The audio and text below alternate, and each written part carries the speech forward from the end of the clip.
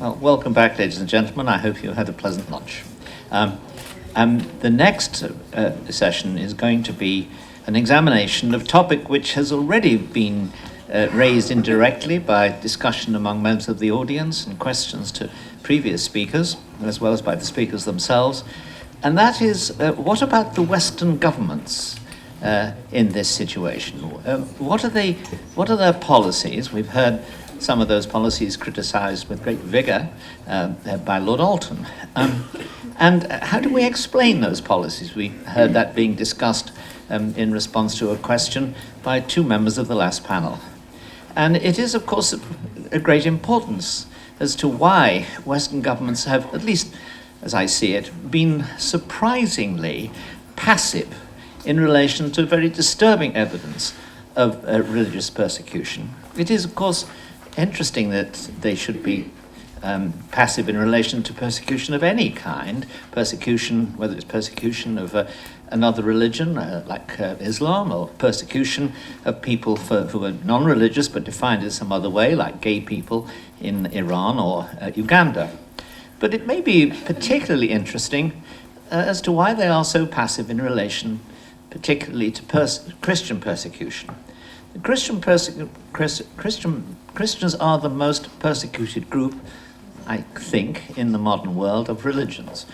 Some of the worst persecutions, in terms of individual numbers, are carried out by the Chinese government against the Uyghurs. But overall, Christians seem to be the most persecuted group. And yet, until recently, and we've heard recent improvements in the discussion, until recently, this persecution was not something that seemed to agitate a government which 150 years ago would have been up in arms, not literally perhaps, but sometimes even that, at the massacres of Christians in the Near East. This is a very big change in our society, and one which, in my view, is a matter of really legitimate intellectual curiosity. Whatever you feel about it, however you respond to it, it's odd and it's interesting, and it suggests that very considerable changes have taken place intellectually and morally in our societies. That's the topic of the next speaker, Professor David Martyn Jones, professor of, David's specialties range widely. As you can see from his introduction, he's been a professor at Singapore University, at Queen's University. At the moment, he's a visiting professor at King's London. Recently, they've covered international security questions. He has just returned from a visit to Canada, where the International Security Studies Association gave him an award for the best essay of the last year on security questions. And so he's, in a way, almost the perfect person to discuss the question of what the West thinks. David Martyn Jones.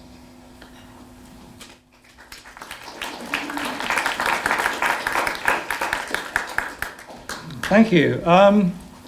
It seems slightly presumptuous to tell you how the West thinks, but I'm going to anyway.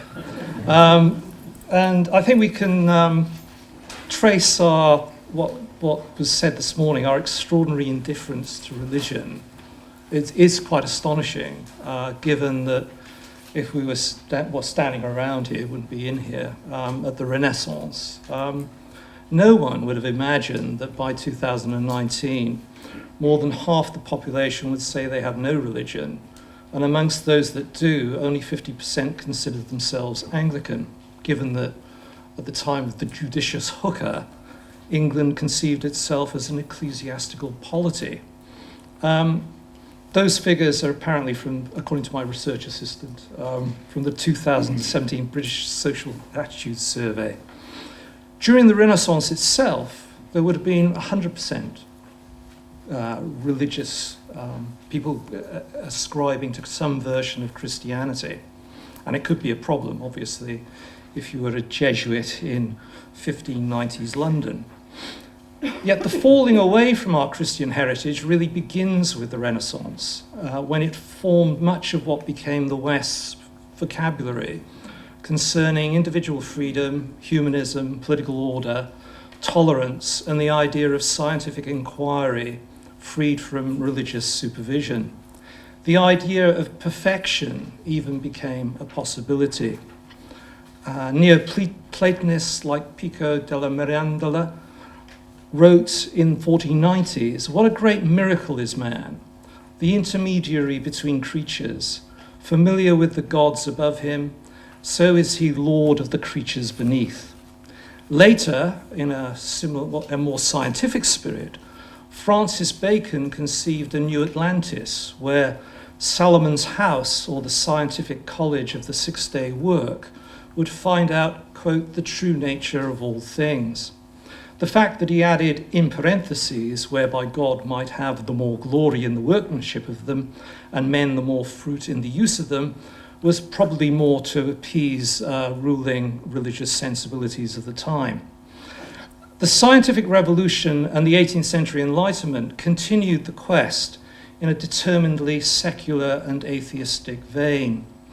Mary Shelley's Frankenstein, or the modern Prometheus, 1816, captured both the heady freedom of science and the anxiety concerning the growing irrelevance of God.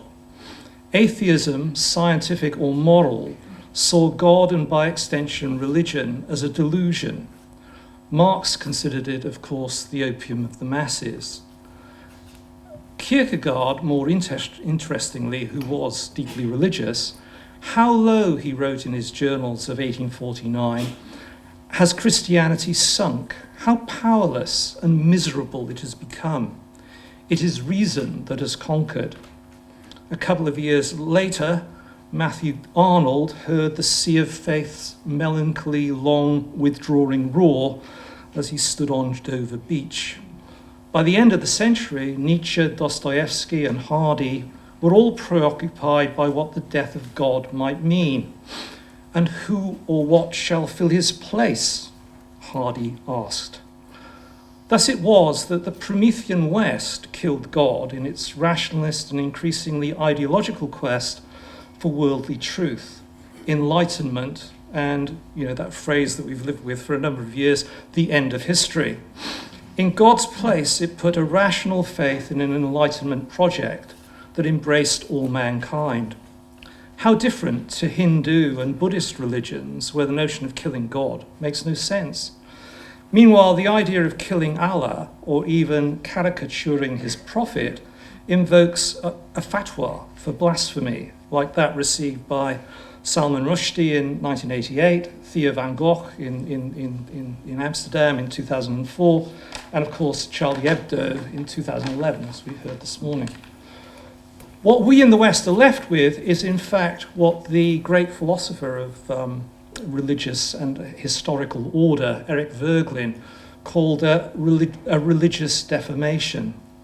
The West's Enlightenment quest replaced Christian faith, Voegelin says, with a transcendent spirit of the community, replaces the Christian faith in a transcendent spirit of the community with an earthly condition of perfected humanity. It assumed a rational universalism leading to the end of history, premised on secularism, tolerance, and freedom of speech, freedom of opinion. Ironically, in this spirit of multicultural tolerance, what we've succeeded in creating is a non-Western civilizational assault by those acting in the name of Islam on those considered guilty of the sin of blasphemy. Indeed, whilst blasphemy against Christianity is still a statute in the UK, is never prosecuted, Islamophobia is in the process of becoming an offence. Islamophobia, it seems, is intolerable, and so too is Christianity. In recent weeks, the Home Office rejected an Iranian asylum seeker and Christian convert on the grounds that his claim that Christianity was a peaceful religion was, quote, inconsistent, as the Home Office told him, with images of violence and death in the Bible. We finally seem to have succumbed to what Kenneth Minogue called Christophobia, or Christianphobia, to use Pascal Bruckner's perhaps more accurate but unwieldy term. So how did this happen? Examining the crisis that the West faced during the Cold War, Leo Strauss argued that the first half of the 20th century had in fact undermined faith in the secular, rational Enlightenment project. This is during the Cold War. what in modern parlance we might call an identity crisis. The West, Strauss argued, quote, once had a clear vision of its future. As in the 1960s when Strauss wrote, we now, quote, no longer have that certainty. Some of us even despair of the future, and this despair explains many forms of Western degradation. A society accustomed to understanding itself in terms of a universal and progressive purpose cannot lose faith in that purpose without becoming utterly bewildered. The particular political experience of liberal democracy since 1990, at the end of history, so-called Francis Fukuyama, its failure to appreciate the threat of external and internal violence from state and non-state actors after 9/11, or absorb financial shock after 2008, has amplified this sense of bewilderment and accounts for the rise of a seemingly impermeable Olympian commitment, that's John's term, to the dissolution of the West and its absorption into a progressive global and what Jürgen Habermas calls a post-national constellation. So let's have a look at providence, progress, and the philosophy of history, briefly. Only the West, which ironically now seems to have embarked on a suicide mission, according to a couple of recent books, killed God. And they did it twice, for good measure. Once symbolically and on the cross, and more recently via the Enlightenment Project, to transform the world, rendering religion either reasonable or irrelevant. This evolution of European rationalist thought from the 19th century has a telling genealogy. The philosopher of order and history, Eric Voegelin, found its origins in earlier Christian Hermetic and early medieval Gnostic heresies, interestingly. In Voegelin's treatment, progress and its basis in Kantian, Hegelian, Whig, or Marxist philosophies of history is really a rationalized version of God's providence. Whereas Augustine in The City of God and later Thomist thought recognized an eschatological purpose to world history, God's foreknowledge of its direction, its teleology, was not revealed to man. This truth was obviously unsatisfactory to those of a more adventurous disposition. Gnostic thinkers like Joachim of Fiore, the Tony Giddens of his day, writing in the 12th century, proposed instead 3 ages of developing spiritual growth. The Old Testament era, the revelation of Christ leading to an anticipated third age, which would realize the kingdom of the Holy Spirit. Joachimite thinking was hugely influential, actually, but was particularly influential upon Western millenarian sects of the 16th and 17th century, like the Anabaptists of Munster and the English Fifth Monarchy men. These attempts to use Voegelin's phrase, immanentize the eschaton, in other words, to bring the beyond into the here and now, assumed a secular and philosophical clothing at the Enlightenment, and Kant, Hegel, and later Marxist and 20th century post-Rawlsian liberal progressive thought explored its implications. Secularized historicist thought assumed that the past was unenlightened, the present confused and corrupt, and that what Kant termed enlightenment, Aufklärung, would be achieved through the blessings of both philosophy and scientific rationalism. In Voegelin's view, this style of thinking deformed the Christian pursuit of salvation and accounts for many ideological forms of contemporary, to use his term, political religion rather than ideologies. In doing so, it disguised the quest for meaning or the urge to find alternative ways of satisfying this existential human need. Translated into an ideology, the Gnostic impulse is inherently Manichaean and sometimes violent. Moreover, the end community to which the ideologist aspires has natural enemies, notably those who accept the world as it is, with all its messy pluralism. is a version of this sensibility and the potential for the realization of global social justice at the end of history in 1989 that preoccupied the progressive third way version of the Joachimite Three Ages, hence the reference to Giddens. The fact that this vision was frustrated post-Iraq and post-financial crisis accounts for the current crisis of progressive thinking. Yet the desire for a transnational emancipatory epiphany remains. We have then a problem. The liberal progressive style of third way thinking assumes that all values are ultimately compatible. However, in its projects of inclusivity at home and interventionism abroad, it increasingly encountered an uncomfortable fact. As Ernest Gellner once observed, the tolerant endorsement of human diversity becomes very tangled if one realizes that very many past and alien visions have been internally inclusive, intolerant, and ethnocentric. So that if we, in our tolerant way, endorse them, we all thereby also endorse or encourage intolerance at second hand. This might be called the dilemma of the liberal intellectual. Thus arises the multicultural paradox. This assumes that Western cosmopolitanism must tolerate non-Western minorities in the name of diversity, but the minority doesn't have to adapt to the practice and values of their country of adoption. As Leo Strauss again observed during an earlier Cold War fit of progressive histrionics, the post-Christian desire to engage with the other, feel its pain and assuage its suffering, is ultimately delusional. His conclusion is that it goes without saying that such compassion for the other, if it were acted upon, would lead to chaos.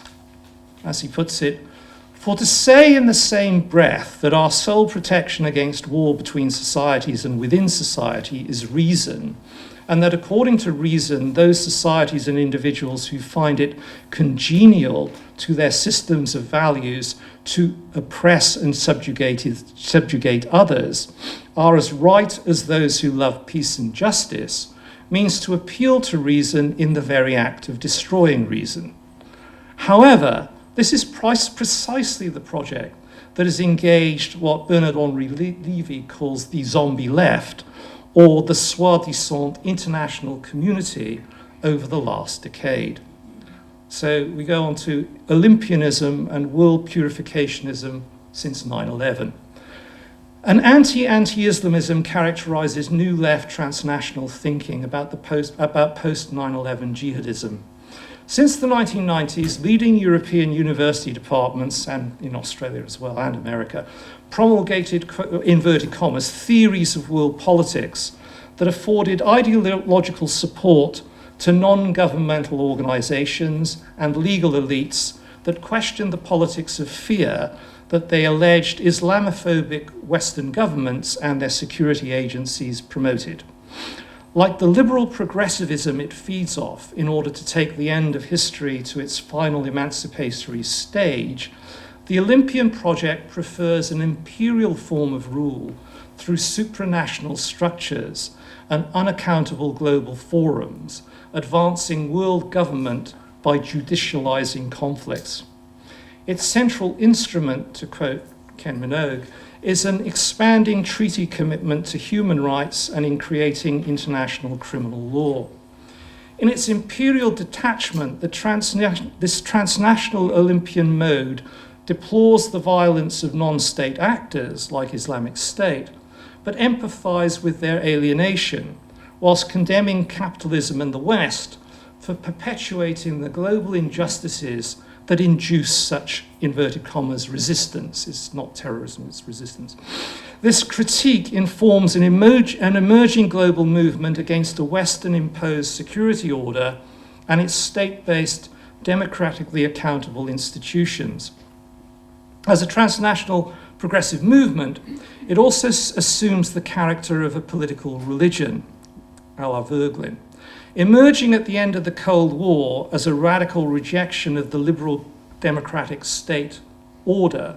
It advocated instead Habermas's cosmopolitan post-national constellations like the United Nations and, of course, the European Union. After 2003, this Olympian perspective conceived a world historical struggle between redemptive social movements locked in combat with global capitalism, the nation state, and a US-inspired neoliberal empire. In this melodrama, for that's what it is, the United States and its allies function as the concrete imperial enemy, whilst Israel plays a special role as its demonic accomplice. The Network Global Movement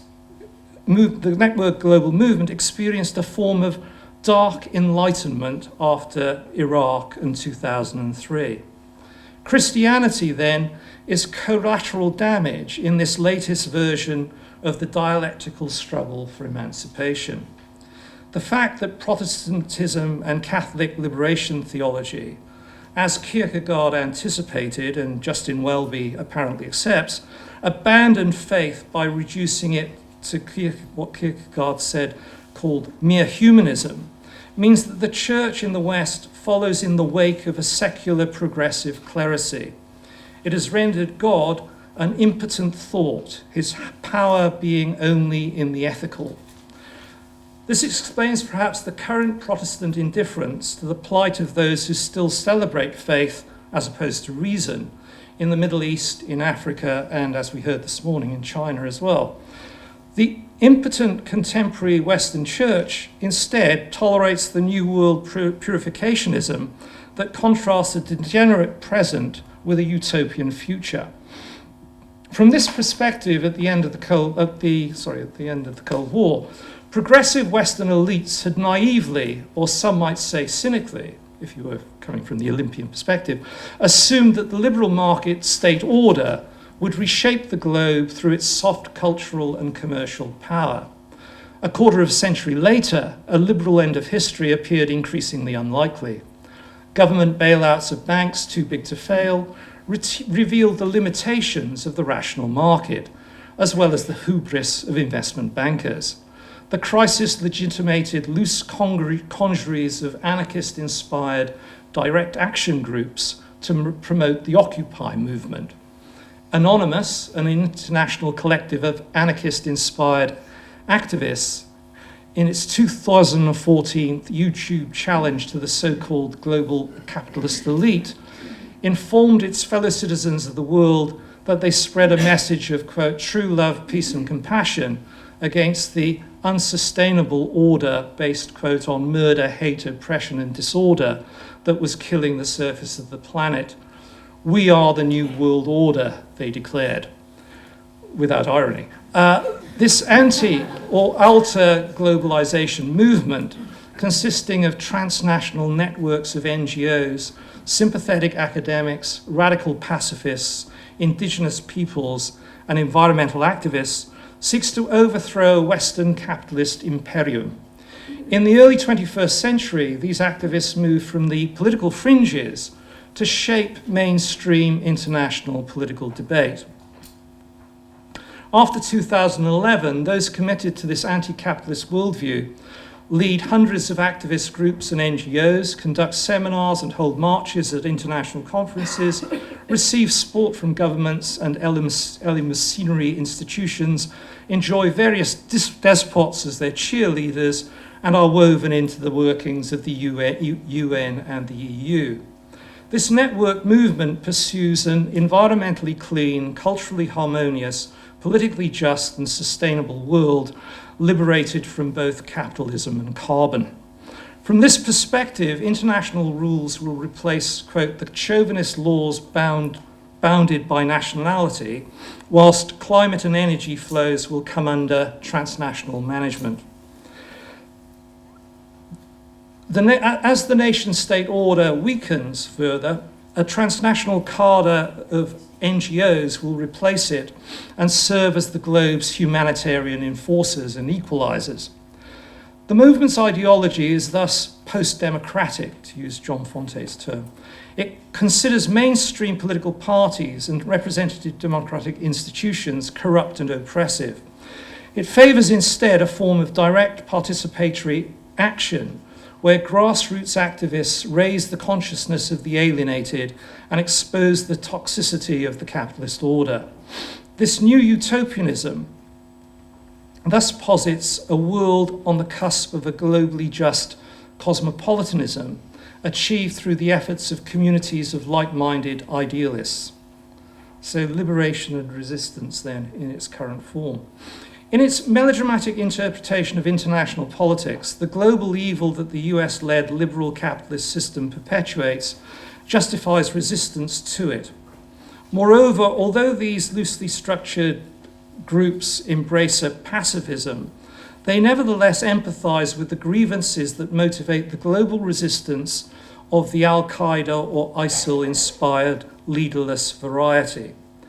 This demonization of the West, whether it is actively engaged in Afghanistan or Iraq, or passively indifferent to intertribal and sectarian civil war in Syria and North Africa, relates all, to use one of its key terms, subaltern violence to resistance and grievance settlement. Thus, at the same time as the new Olympianism denounces Western hypocrisy, it minimized the crimes that occur in regimes it considers somehow victimized by the West. Its relativism annihilates whole chapters of contemporary history, killing one more time millions of men and women whose whole crime was being born and whose second was dying in the wrong way. Such disregard for historical accuracy corrupts our language of politics. Olympian discourse is designed to make lies sound truthful and murder respectable, as humanitarian terms become weapons to attack the flaws of liberal democracies. Yet exposing hypocrisy in liberal democracies somewhat perversely entails excusing the crimes of despots. These contortions of the Olympian mind stem from its discovery of victims everywhere and universal norms to alleviate their pain both locally and globally. After the Cold War, this ethical version of imperialism could not tolerate Western nations charting unilateral courses that contravened internationally agreed rules. However, its moral judgment appears far from impartial. It finds Brexit or Trump's independent approach to international agreements deplorable, whilst Russia or China's breaches of international law are overlooked. In a similar vein, progressive opprobrium greets any Israeli action in the Gaza Strip, whilst the savagery of Islamist terrorists or third world despots towards Christian communities evokes only mild disapproval, or if at all, as we heard this morning. What accounts for this curious casuistry? One plausible answer is that all ideological grand narratives assume that world history follows an inexorable trajectory towards a realizable utopia. In its post-Cold War progressive manifestation, it assumed a teleological progress from barbarism to the triumph of reason, culminating in a universal state. Before the Second World War, such liberal idealism traded at a political discount. This all changed, particularly in Europe, after 1945. Post-war, and more particularly after 1990, the European political class maintained that peace and progress required a paradigm shift, dismantling the states in which they live for the rule of an international regime. Such a world state responded to pure reason, advancing to the union of all nations that actually Immanuel Kant had first anticipated in his perpetual piece of philosophical sketch of 1795. Ignored for 2 centuries, probably quite rightly, academically reinvigorated Kantianism now pervades the Olympian mind and a lot of universities. Transnational elites have come to share Kant's idea for a universal history with a cosmopolitan purpose, 1784. History from this perspective proceeds through 3 stages, of course, from tribal barbarism through the intermediary stage of the nation state to the ultimate realization of Kant's eschatological hope, a world state. During the intermediary nation state phase, more advanced states would, to quote Kant, renounce their savage and lawless freedom, adapt themselves to public coercive laws, and thus form an international state which would continue to grow until it embraced all the people of the earth. Those who advance it, of course, form an enlightened, morally mature, cosmopolitan vanguard. The problem this version of the end of history encounters in practice, however, is that nations and cultures are moving along the path from barbarism to the rule of universal reason at very different speeds. While Western Europe and North America were well advanced on what Francis Fukuyama described as a universal wagon train, terribly Western analogy, to moral and political maturity, less developed peoples in the Middle East and Asia and Africa remained at a politically prepubescent stage. Consequently, the moral and legal standards applied to the advanced West could not apply to Turkey, Syria, Iran, or Islamic State, whose murderous behavior merely indicated a state of childish savagery from which virtually nothing morally could be expected. Cosmopolitan progressives patronizingly assume these moral adolescents will eventually grow up, but the process may be long and require, of course, great tolerance. At the same time, this imperialist worldview evinces an uncomprehending intolerance for those it deems to have apostatized from its liberal faith, or in the case of rational Christianity, are now irrelevant to the realization of the progressive rational vision. Thus, it excuses a Daesh-style management of savagery in Raqqa, while condemning Israeli conduct for defending its political integrity against Hamas or Hezbollah. The fact that the progressive liberal mind considers Israel an Enlightenment product that has reneged upon the values that constitute modern ethical international citizenship explains this otherwise curious behavior. Rebooted Kantianism consequently subjects Israel to a higher moral standard than more primitive Arab, Palestinian, and other victimed societies because the Israelis were really Europeans. In 2014, I take this from Yoram Hatzoni's book on the virtue of nationalism, by the way, the Danish ambassador to Jerusalem revealed the contortions of this moral posture when he informed his host, without evident irony, that Europe had, quote, the right to insist that we apply double standards to Israel. A further consequence of this perspective is, of course, an Olympian tolerance of anti-Semitism and the otherwise bizarre comparison of Israel with the Nazi regime.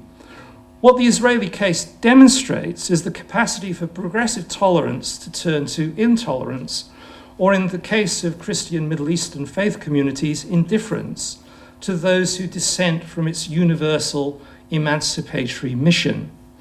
Intolerance is a direct consequence of the advance of an Olympian aspiration of attaining universal order. Hence, it reserves disdain and contempt for any movement with a nominal European heritage that severs its connection to this transformational, emancipatory endeavor. There is a curious affinity, in fact, as Alexander de Waal has noticed, between the new transnational red, alter-left, brown, alt-right, and green, the latter colour covering both Islamist and environmentalist social movements, the anti-political paths they follow, and the politically religious certitudes they embrace. The different components of this axis share a Gnostic belief in a corrupt past, a decadent present Western political order, and the necessity for resistance, and if necessary, clarifying acts of violence to bring about a harmonious new order at the end of history. Yet such movements have no moral or historical justification to imagine an end of history. As Albert Camus observed, that, however, is the only justification for the sacrifices demanded of humanity in its name. It has no other basis than a petitio principii, which introduces into history a value foreign to history. Since that value is at the same time foreign to ethics, it is not, properly speaking, a value upon which one can base one's conduct. It is a dogma without foundation that can be adopted only as the desperate effort to escape of a mind which is being stifled by solitude or by nihilism, or a value which is going to be imposed by those whom the dogma profits. The end of history is not an exemplary or a perfectionist value, Camus wrote. It is an arbitrary and terroristic principle.